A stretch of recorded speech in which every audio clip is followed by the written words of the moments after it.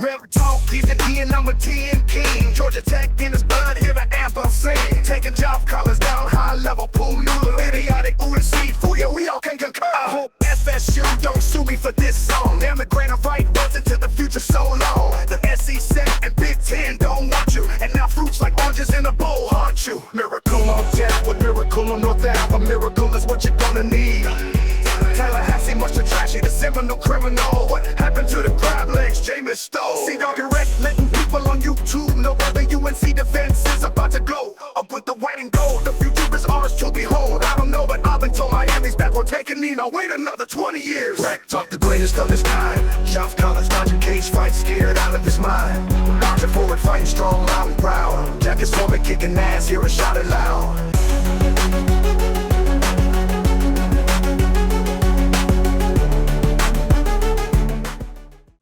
What is going on, everyone, and welcome to WreckTalk. And today, get your popcorn out, make you a cup of coffee. We're going to be doing an in-depth, and I think probably the best preview for this game you're going to find anywhere on YouTube, but I'm a little biased in that. So what are we going to talk about? Well, we're going to talk about the advantage that each team will have at each position group. So we'll go through each position group. Who do I think has the advantage there? It'll either be Tech, Florida State, or I'll say they're dead even. We'll call that a push. We'll look at the special teams. We'll look at the coaching staff briefly. And then at the end, I will give the final grades, game plan, and prediction. Now, this is a week 0 game. This is the premier week 0 game. Everyone in the country is going to be watching this game. College game day is going to be at this game. August 24th is going to be a noon kickoff. I've already said I hate playing these games on another continent. I hate these neutral site games. This counts as a home game for Georgia Tech, which definitely sucks for them. So you kind of get screwed out of a actual home game. And look, I've just got to say it like it is. You cannot talk about this game without talking about the offseason that Florida State had. They get snubbed in the playoffs. No one defended them more fervently on YouTube than I did. Me, Sea-Dog, Pigskin Pete, and some others. I'll die on that hill. I still think Florida State should have been in the playoffs last year. It didn't happen. However, their response to it was 100% scorched earth, akin to just pulling your wiener out in front of your boss, dangling around and saying, hey, I'm out of here as soon as I can, and then not having anywhere to go. Suing your own conference, your administration, making, tons of disparaging comments towards the conference. That's not what this video is to talk about. I have done a ton of trash talk in other videos. Go comment on those videos if you want to talk about that. However, the question is, and I'm not the only one that's brought this up, how does that affect the team? Is that a distraction coming into this? My thing has been, I don't know, but it can't help you. It's not improving your team at all. I think it can only hurt you from an on-the-field football stance. So let's get into it. Let's first look at these teams from last year. Obviously, we know Florida State. Let's look at their offensive stats. Give them credit. They go 13-0. Really good team. Jordan Travis has a fantastic year. Very efficient offense is what we're going to see on here. So scoring offense, 34.6 yards a game, first in the ACC, 18th nationally. So scored a lot of points, best in the ACC. What was kind of surprising to me looking through this, though, is just raw yardage wasn't what I expected it to be. 150 yards per game rushing the ball, 11th in the ACC. They did have some very talented backs, but they were 77th nationally in just raw yardage, rush offense. Pass offense, 251 yards a game, third in the ACC, 46th nationally, and total offense, 402 yards a game, sixth in the ACC, 54th nationally. Now, what do I read into that? Obviously, there's other stats in here that you can glean more stuff from, but we would be here all day looking at stats. You don't win games on the stat sheet, right? What I read into this is that Florida State had to be the most efficient offense in the country last year. I'm sure their red zone efficiency was one of the best in the country. I'm sure, scoring from outside the red zone, they had very, very good numbers. This team, anytime they had an opportunity to put points on the board, they were putting points on the board. Personally, I could care less if my total yardage is not necessarily eye-popping if I'm putting a lot of points on the board. At the end of the day, the only thing that matters is the final score. How many points did you score versus how many points did they score?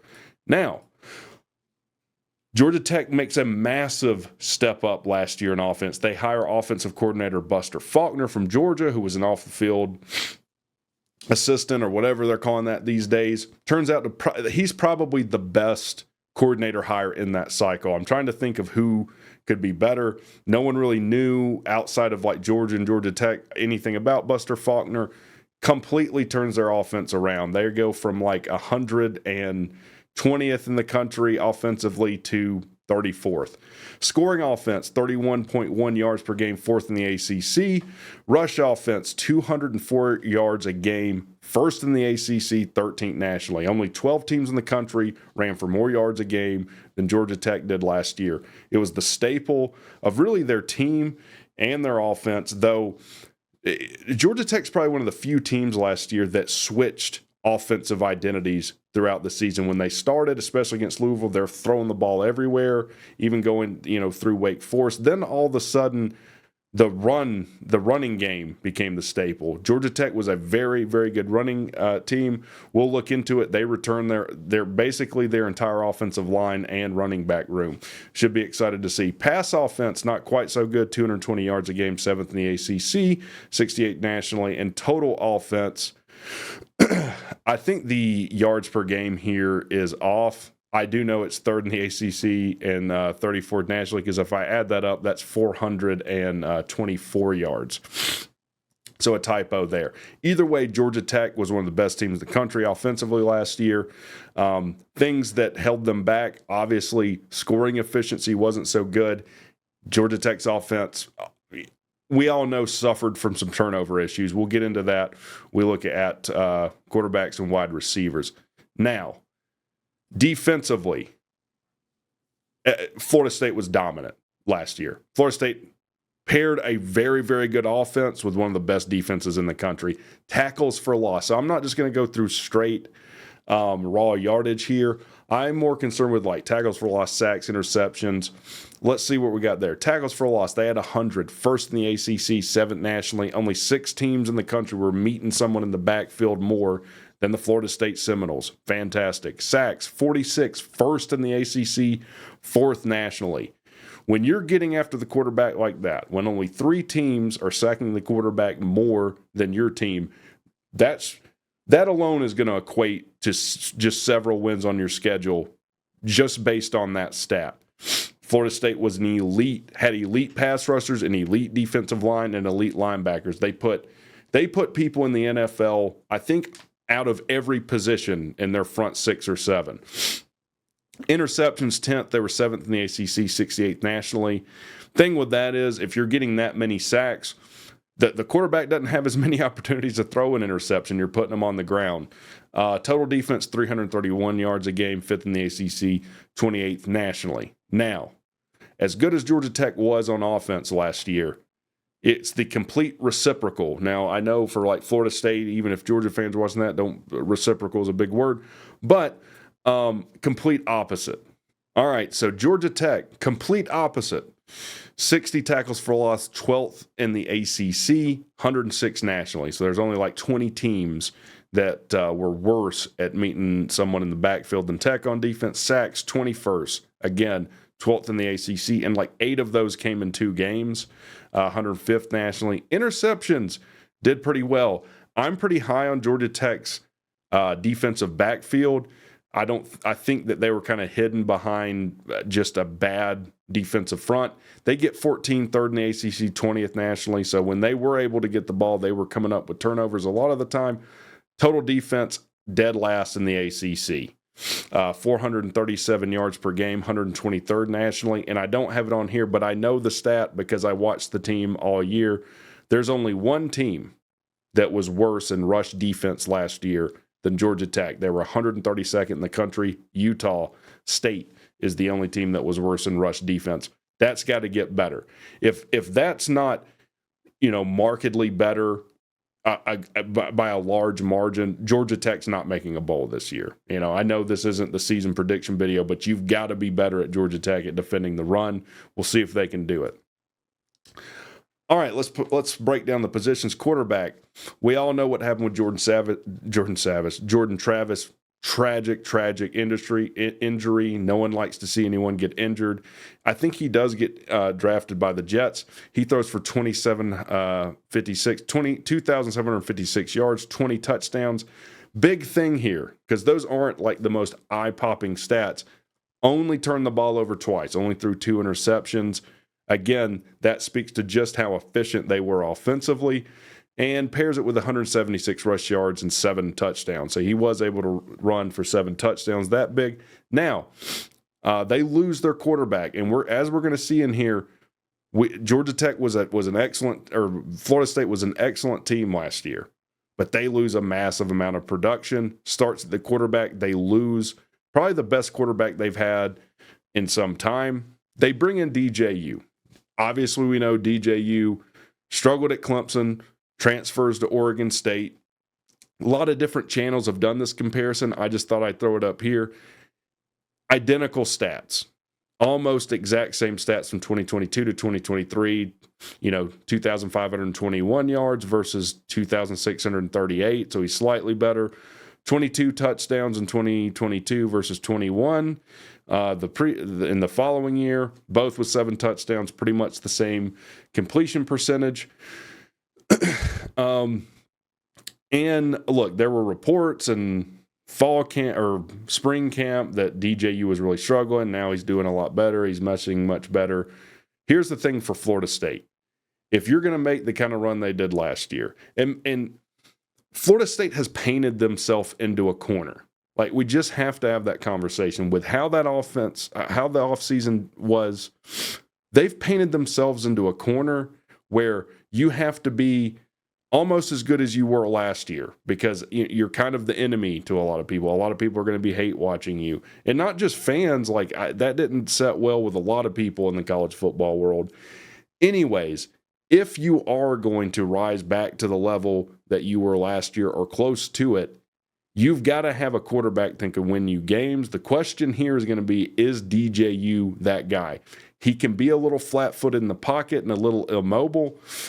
He is a good running quarterback, but not necessarily elusive. He will stare down receivers, So I'm personally not super impressed with DJU, but we'll see. Let's look now. This is a very interesting quarterback matchup. Georgia Tech has Haynes King. Those are 2,842 yards last year, 27 touchdowns. But the killer with this is 16 interceptions, which flat out lost us some games last year. So, pretty good stats, but you cannot have that many interceptions. The big thing for Georgia Tech this year, if they want to take another step up, if they want to be as good or better as they were last year, it's going to start with cutting those interceptions down. The thing with Haynes King, though, is he runs for 737 yards and 10 touchdowns. Haynes King is at his best when you get him out of the pocket to throw, and he has the option to run easily. And he's at his best when he has his run game going off the read option or RPO game. I put Zach Pyron on. Now, I apologize. I'm not as familiar with Florida State's team. I'm sure they have great backups. There's probably even people's names I've mispronounced or misspelled.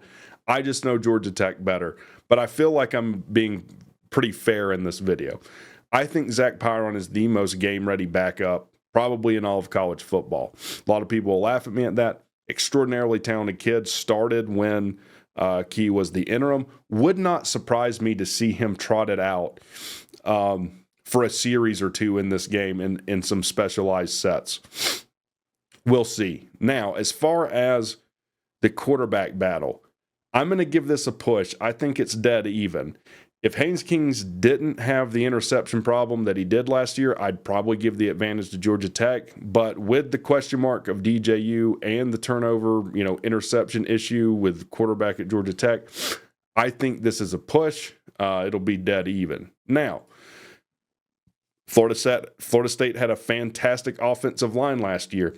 However, they do lose some major pieces off of it. Dimitri Emmanuel, right guard, he was a 2-year starter for you. You lose him to graduation. Casey Roddick, left guard, started for a year. And then Bless Harris, left tackle. I'm assuming he graduated and then has now hit the portal and playing for TCU. So you lose 3 of your 5 starters off the offensive line. You do bring in TJ Ferguson from Alabama. He did start 12 games for them. So you have a game-ready guy to replace what you're losing. Got to feel good if you're Florida State. Richie Leonard, I think the 4th.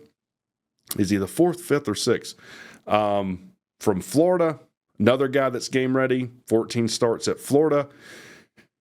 You bring back the piece you want on offensive line, though. Center is if the quarterback of the offensive line. He's the guy making the calls. He's the guy identifying the reads there. You bring him back, redshirt senior, 4-year starter.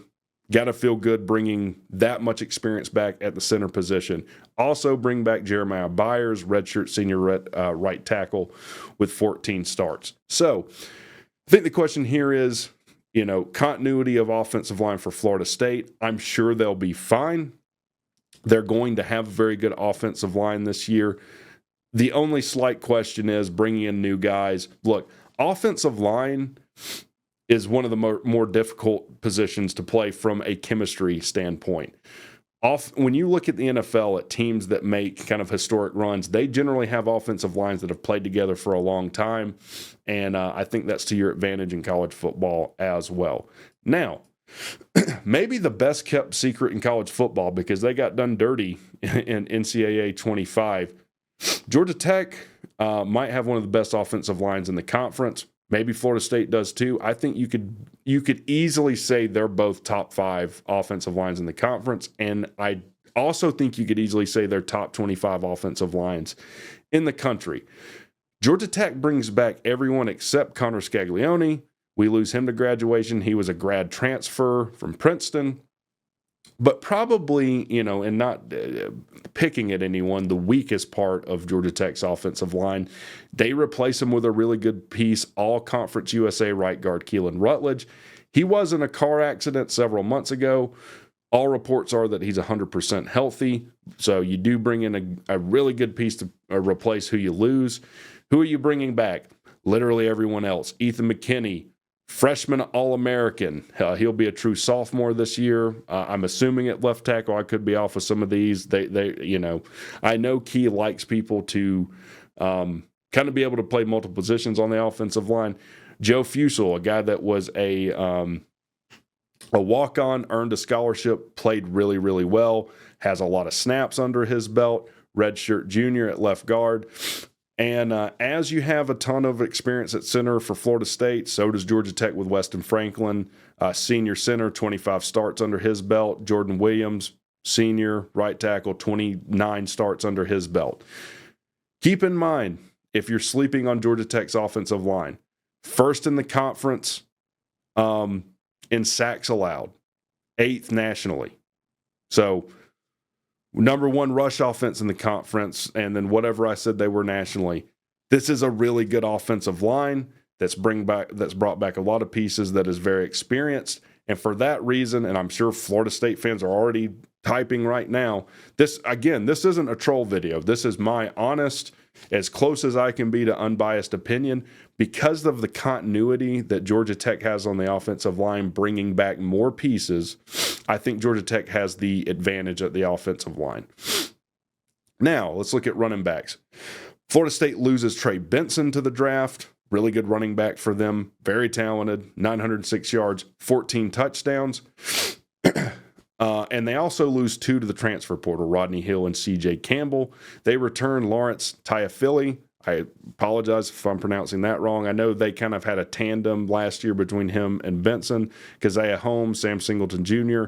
Those 3 guys account for about 704 yards, 6 touchdowns.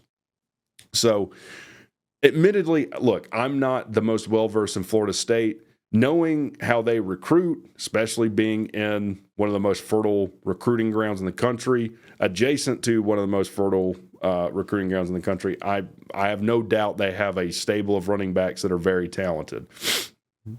Now we'll look at Georgia Tech. They lose Dante Smith, a guy that was supposed to be the starter last year. And if this is ever a trivia question, the last Paul Johnson recruit that was still on Georgia Tech staff.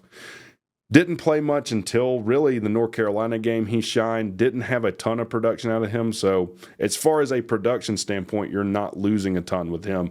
We bring back Jamal Haynes, a guy that started or converted from wide receiver, had found himself at the bottom of the depth chart, ends up being a fantastic running back, third team All ACC, first 1,000-yard rusher since like 2018, probably Paul's last year, 7 touchdowns. They also bring back Trey Cooley, a guy that transferred from Louisville. Little turnover prone, really strong back, seems to be much better this year. They have a young guy in Evan Dickinson and a 4-star late flip for Georgia Tech in their last class, Anthony Carey. Again, I'm sure Florida State fans are going to be mad at me. I'm going to give the slight advantage to Georgia Tech here just because they do have depth at running back and they bring back their main contributor from last year. I feel like I'm on Shark Tank, and for that reason, I have to give the advantage to Georgia Tech. All right, wide receiver and tight end. I've paired these together, trying to make this video not, 2 hours. Killer losses here for Florida State. They lose Keon Coleman and Johnny Wilson. Keon was 658 yards, 11 touchdowns. Johnny Wilson was 617 yards, 2 touchdowns. Is he the guy that was like 6'7"? I remember the year we went to Tallahassee with Zach Pyron starting at quarterback, and I was just like, my God, that guy looks like a power forward playing wide receiver. But look, you got about 1,300 yards of production and 13 touchdowns you're losing there. Bring back Ja'Kai Douglas and Kentron Pointer. Bring in Malik Benson from Alabama, and they sign a stud 5-star wide receiver in Hakeem Williams. I'm sure that he'll be seeing the field a lot. I think the question here, who's going to step up in this wide receiver room? I'm sure they're looking to the 2 returners and Douglas Pointer, but a lot of talent in this room. From the tight end standpoint, they lose Jaheim Bell. He gets drafted, one of the better tight ends in the country. They kind of had, tight end by committee as well, though. Kyle Murlock comes back, had a ton of production out of him. I'm sure they're very happy to have him back. Now, Georgia Tech wide receiver. Only person they lose is Dominique Blaylock. He was a transfer from Georgia last year. He was probably our most sure-handed wide receiver, but not a ton of production. He probably had about 300 yards and a pair of touchdowns or so. But they return the other freshman All-American on this roster, Eric Singleton Jr., 714 yards, 6 touchdowns. He's a track star, runs like a 10-200 meter.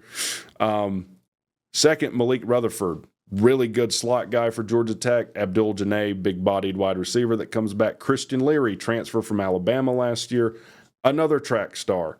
Guy that I'm sure Florida State fans remember as being the guy that caught the touchdown after Miami refused to take the knee, and then garbage Miami fans start throwing trash on the field because they're so disgusted with their coach.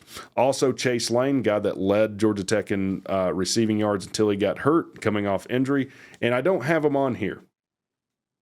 If you notice a guy that looks and plays like Kyle Pitts, his name's Leo Blackburn. I think he's torn both ACLs, had a ton of injury issues, but if he lives up to his potential, could be a first-round type talent that Georgia Tech has. Also, Zion Taylor, a young guy that I hear a lot of good things at Georgia Tech. As far as tight end, they lose Dylan Leonard and Luke Benson. Here's the thing with Georgia Tech at tight end. They kind of just pretended like the position didn't existed for a decade while Paul was here. Jeff Collins, that, abject piece of garbage. Tried to get production out of the tight end room, never really had any. It was as good as it had been since 2006, I guess. Last year, Brett Seether had a great game against UNC last year. They bring in Jackson Halls and Rylan Godey out of the portal. Who knows what we have with tight end, right? I can't really speak to it. I'm sure it'll be better than last year, but who really knows? As far as wide receiver, just because Georgia Tech brings back so much and Florida State loses so much, I know you got the 5-star. I know you bring back a pair. I think this is a push as well. Moving on to the defense. Now, if you're a Florida State fan, hang in there because you're really going to be happy with the defensive side of the ball. All right, looking at Florida State's defensive line. Look, when you're that good at getting tackles for losses and sacks, you know you have an elite defensive line. Florida State loses Braden Fisk on the defensive tackle side and Fabian Lovett. Also transferring out Dennis Briggs and M. Ray. You're losing 1,250 snaps just at the tackle position alone. That's got to hurt. You do bring back Joshua Farmer, slight typo there, apologize, and Daryl Jackson. Evidently, they're besties. Florida State will be looking for them to take a step up and really, lead this defensive line group. And at defensive end, you lose a generational talent probably in Jared Verse. He goes in the first round. Going to be tough to replace him. Don't know if you can, replace a guy like that. They do go into the portal and get a good one, though, in Marvis Jones Jr., transfer from UGA, had 12 sacks for them last year. He split time as a starter at UGA. And they bring back Patrick Payton, who also had 12 sacks. You bring back 28 sacks. Again, I think this is another position group where it's like, hey, who's going to be the guy that steps up and takes the lead on the defensive line? Now, pretty much, again, the exact opposite. Georgia Tech loses. They didn't have a ton of production at the defensive line. Of what they did, they pretty much lose all of it. Kyle Kennard goes to South Carolina. DeQuan Dowse graduates, goes to Michigan State, and Eddie Kelly ends up transferring out, going to Missouri. They do bring in some decent pieces. They bring in Romello Height, a guy that started at Auburn, went to USC. And these are all guys that, kind of, they're potential pieces. They're guys that have the potential to be really, really good.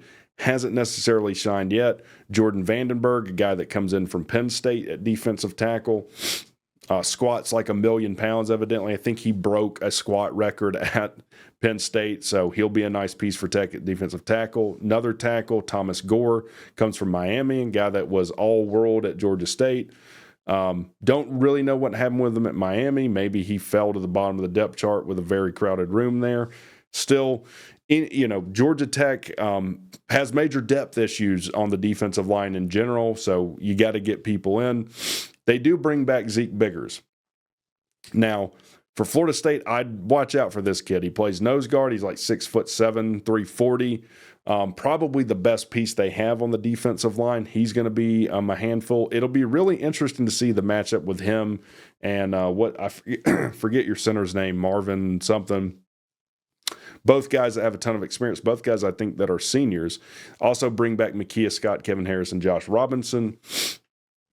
Look, for Georgia Tech, it's just going to be like, can you get some modicum of a pass rush moving forward?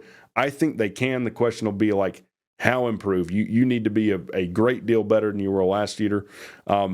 This is a massive advantage to Florida State. So I have it written here as add plus. Big advantage to Florida State here, just based on last year, what I see coming in this year, talent differential. I just see Florida State having a massive advantage in the pass rush and defensive front. Linebacker. So we'll start with Georgia Tech this time. Last year, Georgia Tech, if you're a Florida State fan, you probably haven't seen these videos. We had to have had one of the weakest linebacker rooms I've ever seen Georgia Tech have, and one of the weakest linebacker rooms I've seen watching college football. You're not 132nd in rush defense without some really poor play on your defensive front. Georgia Tech loses Paul Mola, Andre White, and Braylon Oliver. Andre White and Braylon Oliver, two guys that transferred in, as well as Paul Mola. They're all transfers. So you lose all of them. You bring in the portal Jackson Hamilton from Louisville, E.J. Lightsley. The one shining piece for this for Georgia Tech was Kyle Eford. I've been told his name is pronounced Eford. He led the team in tackles. Another freshman that played really, really well. Hearing good things from this freshman, Butler. And I didn't have him on here. They also return, I think he's a senior, Trinelius Tatum. So looking at Florida State's linebackers, they lose a pair of really, really, really good linebackers in the draft. I think, did they both go in the first three rounds? Not sure. They do bring in DJ Lunley from Colorado, and I think their other prospected starter or whatever, or projected starter is Blake Nicholson. Hard to say. I've seen reports that this is still an open room. They're not really sure as of like 2 weeks ago still who's going to play at linebacker. Probably see a ton of guys rotated in at linebacker. They might not even, kind of know who's going to be the guys that step up and take that starting role maybe until 3 weeks in. We'll have to see. Even with that, as bad as Georgia Tech was last year, there's no way you can't give the advantage to linebacker to anyone but Florida State here. I think they have advantage. It's not near as big as it is on their defensive line, but it is an advantage. All right, going into the defensive backs, Florida State loses 3 of their 5 defensive backs. So they lose Renardo Green, cornerback that goes in the second round. In fact, they lose the pair. Jarian Jones goes in the third round, and Akeem Den. I don't know if he got drafted. I think he did. He either got drafted or picked up as an agent. I know he's on a roster right now. They return a pretty good pair of cornerbacks, though, and I'm just going to call them Asa Thomas, Fentrell Cypress, and then I'm pretty sure they're looking to Shaim Brown to really step up in this room. But they lose a lot. They have some talent behind it, though. I wouldn't say they're super concerned with it. Now, if there is a strength on Georgia Tech's defense from last year, it's definitely their defensive back room.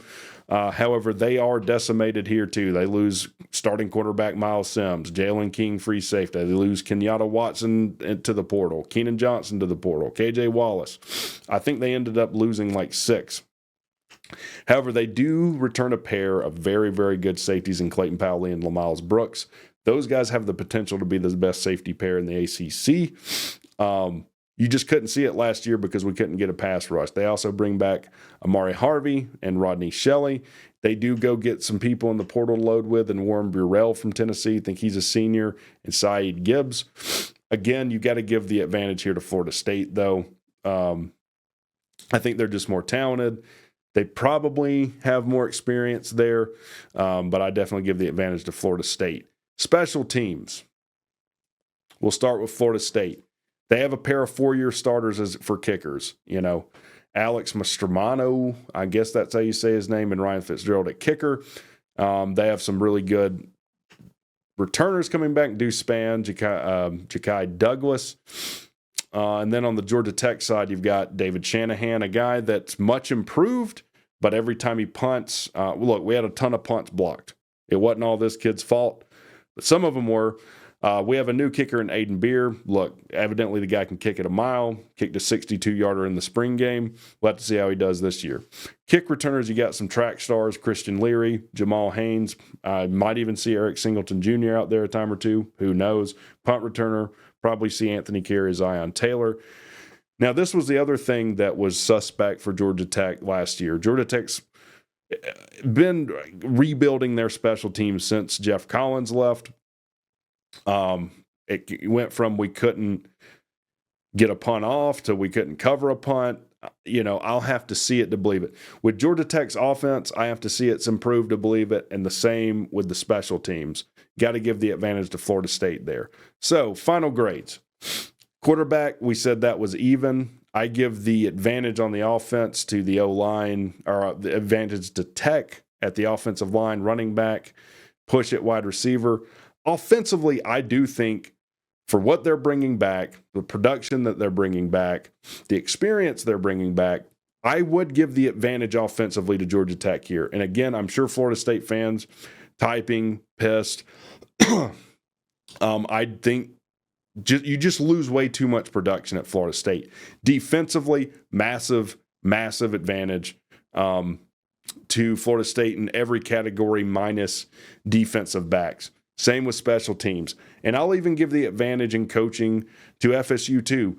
Ask Miami if coaching can lose you games. I don't think Georgia Tech staff's bad. I actually think they're pretty good, but they replaced their entire defensive staff from last year. I'm pretty sure there's not one person on our defensive staff that was on the staff last year. Now, we do bring in Tyler Santucci from Duke, who had one of the better defenses in the conference and country last year, so maybe he can work some magic at Georgia Tech. It's really going to be a question of how much improved can you be over a year. You really need the same increase in defensive production as you had offensive production from last year to the year before. Now, let's talk about game plan. If I'm Florida State, how do I attack Georgia Tech? Number one, stop the run. Georgia Tech's identity was the run. Georgia Tech returns most of their offensive line and their star running back, I'm sure. And Brent Key is an offensive line guy that loves running the football. So if I'm Florida State, I'm stacking the box. I'm not going to let you run on me. And as an added note, you've got to stop Haynes King running on you. You got to stop the read option game. Can't let him run off the RPO. If I'm Florida State's defense, I'm saying Haynes King must beat me throwing the football. Georgia Tech's offense must beat us throwing the football. Second thing, pressure Haynes King and keep Haynes King in the pocket. Haynes King is at his best when he gets out of the pocket and he throws on the run. It seemed like he threw on the run better than in the pocket last year. So I think if you're Florida State, you really want to keep Haynes King in the pocket. Obviously, he's deadly with his legs. So if you flush him out of the pocket and he has the opportunity to run, he can definitely hurt you there. Again, 700-plus yards and 7 touchdowns he had last year. I think it's absolutely in Florida State's least interest to get in a shootout. If I'm Florida State, I'm saying we do not want to get in a shootout with Georgia Tech. Look what happened with North Carolina last year. I think if Georgia Tech wins this game, it will be in a shootout.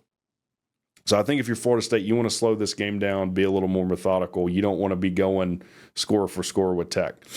Number 3, establish the run for DJU and with DJU. You got a new quarterback in your system, a guy that struggled, at Clemson, more finding his identity at Oregon State. You don't want to put too much on him early in this game. You don't want to turn the ball over early in this game. You don't want Tech to kind of get some shock plays and get ahead early in this game. So I think it's imperative to establish the run for Florida State, establish the run for DJU, maybe get some little read options with him, veer up the middle with DJU. That's a game plan for Georgia Tech or for Florida State. For Georgia Tech, I think defensively, you've got to be aggressive and pressure DJU. I'm not necessarily saying you just come out and stop the run. What you can't have as Georgia Tech is let DJU get comfortable, gain some confidence, find his identity there. Because as critical as I've been of DJU, he does have a massive arm. He can hurt you with his arm, right? We don't want DJU getting comfortable and finding his stride in Ireland against us. Number 2, get the ground game going early and start fast. I think if you're Georgia Tech, you want to start fast out of this gate, establish the run, get ahead early, kind of get Florida State on their heels with everyone watching. Number 3, I think you want to design plays for Haynes King that get him out of the pocket for the same reason that I talked about earlier. So establish the run, use play action effectively, get high percentage throws for Haynes King. And if you're Georgia Tech, what you do want to do is get Haynes King comfortable, like he was in the first half of the Louisville game. So that's what I think. As far as a final prediction, I just think Georgia Tech has way more to figure out defensively than Florida State does have for the production they're losing. Florida State loses a ton of production offensively and defensively. However, they've signed some pretty good classes. They bring good guys in out of the portal. And as good as I think Georgia Tech is offensively, I just think they have more to figure out defensively than Florida State does for the production they lose. For that reason, I think Florida State wins. Now, doesn't surprise me if this is a close game. This line's already moved from 13.5 to 11.5 now. A lot of people taking Tech in the points in this game. I think betting's dumb. Please don't bet. Please don't be willingly separated from your money. You don't see any of these casinos going out of business. That's my rant there. Like I said, I think if Georgia Tech were to win this game, though, it'd be a shootout. You'd see 42-35 type game. I think if Florida State wins, which I am predicting them to do, it'd be more, let's say 31-28, something like that. But I do think it's going to be a close game. I don't think Florida State runs away with this game. I do think that they get pushed in this game. I just think that, again, for me, until Georgia Tech's defense proves that they're much improved, that they can stop the run, that they can get pressure on the quarterback, like, I can't predict them to beat a top 10 team. Like, that would just be silly. So let me know what you guys think in the comments. Will you be watching this game? Do you think I'm wrong? Do you think I'm right? Do you think I was fair, unfair? Let me know. You guys have a great one. And by the way, I will be streaming this game. C-Dog and I will be streaming this game the day of the game. I don't know if it'll be on my channel or his. And as always, I'm going to be doing a ton more videos on the Florida State guys. So y'all look out for that. Y'all have a good one. WreckTalk, he's the king, number 10 kid, Georgia Tech in his body, the FSU, taking Jeff Collins down, high level ball, nuggery, gotta go and save for you, we all kept your car. I hope FSU don't sue me for this song. Damn, the grain of fire runs into the future so long.